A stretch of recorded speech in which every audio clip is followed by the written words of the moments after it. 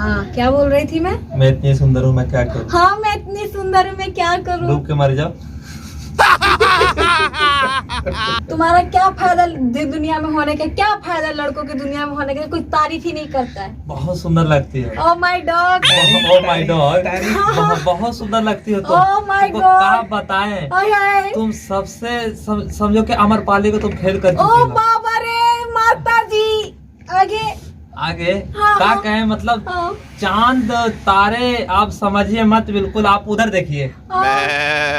आप इधर उधर तो सड़ा हुआ देखिए। बैंगन सा नहीं खड़ा ऊपर है। ऊपर चांद में देखिए, चांद, बहुत सुंदर लगती हो। हाँ, आप क्या बुला के रखे हैं चांद? नहीं नहीं नहीं नहीं, ठीक है, वो देखो चांद, देखो ऊपर चांद लाइट है वो। कितनी क्यूट लगती हो। वाह, ओह माय डॉग, मैं चांद की बात कर रहा हूँ, आप किसको सोचे? मूड खराब कर दिए। उठोगे इधर से, जाओगे कि बेइज्जती करा के जाओगे? चुपचाप चले अरे जाओ। मैं चांद की बातें कर रहा था। हाँ, चलो हटो। आप क्या सोचे? साला मूड खराब करके रख दिए।